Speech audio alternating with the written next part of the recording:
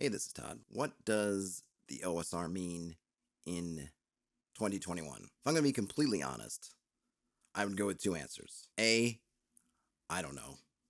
And B, either too much or too little to be a useful term at this point. But that doesn't leave me with much to talk about, so I have been pondering what might be my C on this multiple choice or list of definitions if we were going to a dictionary and looking it up. And I've been thinking about this, let's not call it long and hard, but for a while, bending my mind to it when I can, before I go to bed, maybe when I wake up, when I'm making my coffee in the morning.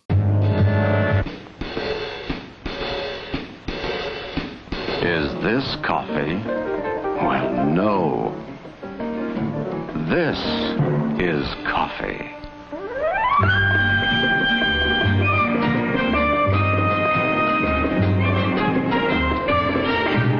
And the thing that I've come up with, and I'm not sure if I'm using these terms correctly, the difference, or what sets OSR apart, let's say, from modern gaming or other sorts of gaming, is procedural mechanics versus interactive mechanics.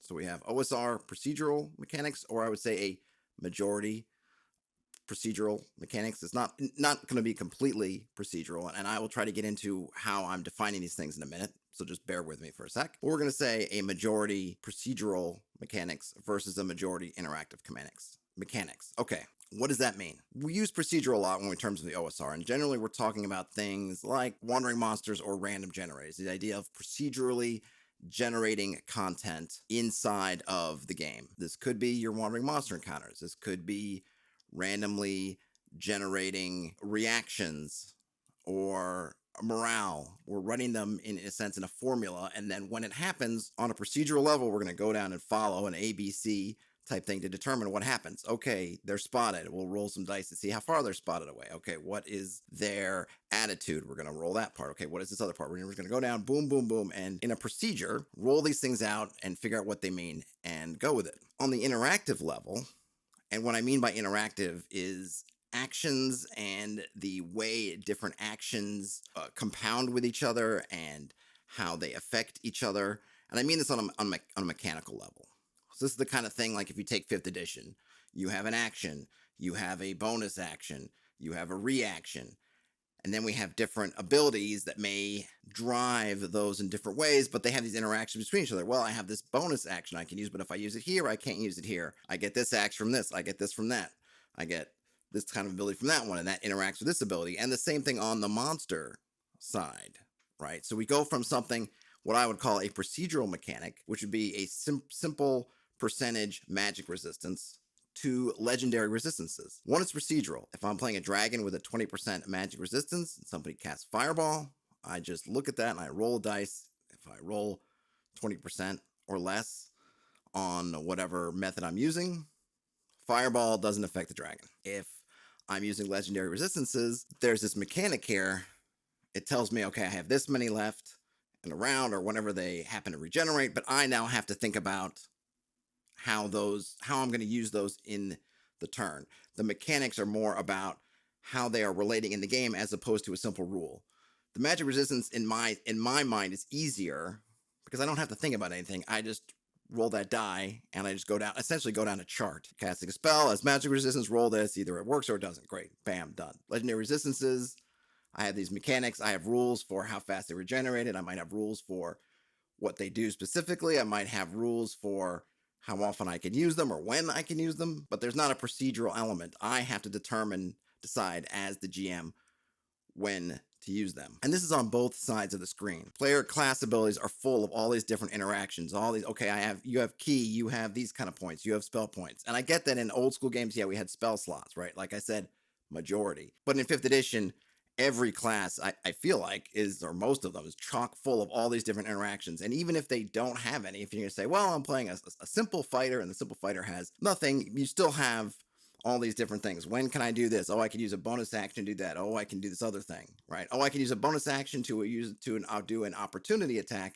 But if I've already used my bonus action for something else or something else drained it, then I don't have that to use. Whereas, of course, if we're going back to something like BX, there just is no opportunity attacks. But I think even if there were, even if you were going to house rule them in, it would probably be just if something leaves, you can take a swing at it. Old school gaming, at least in my mind, doesn't really concern itself so much with those interactive parts. It's not concerned about what power currencies we have to work with like you do in the modern game. It's really mostly concerned with, in my mind anyway, procedural elements. And I'm usually, whenever I'm thinking of OSR, I'm thinking of really basic expert. That's the baseline. That's the one I know best. It's the one that I use the most. So, of course, as OSR has grown and spread and transmuted itself across all kinds of different genres and different styles of play, that's part of the problem. That's why I'm making this video. OSR went from meaning a fairly specific thing to being extremely broad. But I think that of all the things I read when I look at new materials that put themselves in the OSR space, I do think that if there's one thing that still keeps them potentially in that same OSR bubble, it is not having a lot of interactive mechanics, which I think is what helps keeps them rules light, but having more of these procedural mechanics, because you can set up a few procedural mechanics, you can get a long way with them. With the interactive mechanics, because you have to sort of map out all these different relationships, you end up with all these rules tomes and all these complications of, well, if I do this and they had this, and how does it do this, and how do they work together? How do they mesh? Does one counteract the other one in this circumstance or that circumstance, whatever? That's all because they really are working on all these actions and how they interact with other actions and that whole scheme, that whole web that we've weaved together with them. Whereas with procedural mechanics, to me, that's the stuff like, okay, you can, in a dungeon, you go this pace for 5 rounds, you have to rest for this round. So you go in a room, it's a 1 in 6 chance of this. When you're surprised, it's a 1 in 6 chance or a 2 in 6 chance. All those things that when you read them, and I think sometimes they can either be appealing to people or not, because the characters and all those things those interactions don't exist. It's the simple surprise mechanics, unless you're a certain race, class, species, things that give you different edge. It's really just 1 in 6, you're surprised, 1 in 6, they're surprised, or 2 in 6. That's it. Well, does it matter if I'm 8th level? No. Does it matter if I'm a fighter or if I'm a cleric? Nope. It's just a 2 in 6 chance, flat. When we go to something like 5th edition, I have this much in perception. I have this much of this one. Oh, but they've got blindsight. They get this, right? You're taking all these different things and you're all putting them together and you're in the soup, and then you're going to pull out, here's the thing, and you're going to roll that. What I think draws people to the interactive stuff is because it really does focus in on the stuff on your character sheet. And I guess this is for good or for ill. If you're like me and you maybe you don't love concentrating on what is on my sheet, then that interactive approach isn't going to be as meaningful to you. It's going to feel, one, that you're limited to what's on your sheet, whereas you could feel like I've got the freedom to do anything, because that's where the rulings come in. The rulings are all stuff about, we don't know what these interactions, and we're not going to tell you how to do these interactions. You are going to come up with mechanics on the fly, and we'll give you some clues for all these different interactive stuff that's going to come in. That's great, but it can also be somewhat terrifying to people in terms of knowing what their characters are capable of. Whereas if you look at it in 5th edition, you say, okay, I've got a perception of 20. I know that's good. I know that because I know that 20 is good. I know that an easy check is 5 and a medium check is 15. I'm kind of messing on the numbers, so I don't know if I'm exactly accurate, but I know pretty much where I stand on that. It's taking all that into account. And all the builds, the wonderful builds that people come up with, is all that skill, and I think it is a skill, of navigating these webs of interactions to see where you can find those abilities that really help each other and can boost this overall character. Some people really like that. It's really kind of the game within the game. I think, character generation in 5th edition is, I think, extremely popular because it's all about that navigating all these different potential possibilities. Okay, we go back to BX. You're just a thief.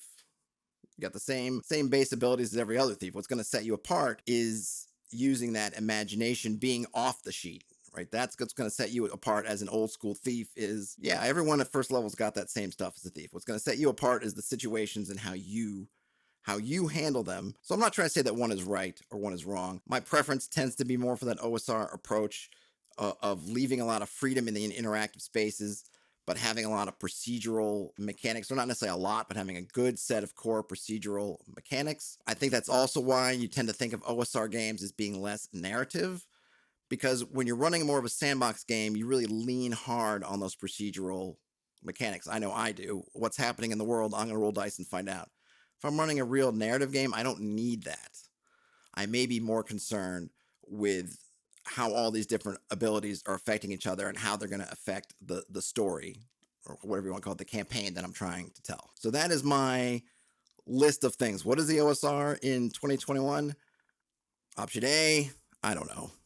Option B, either too broad or too unspecific to be useful. But C is really leaning in on procedural mechanics versus interactive mechanics. And those are probably wrong terms for it. I apologize in advance. If you've got some better terms, throw them to me in the comments or wherever you can find me. Shout them out at me. I'm be interested to hear about them. As always, if you like these videos, please give it a thumbs up.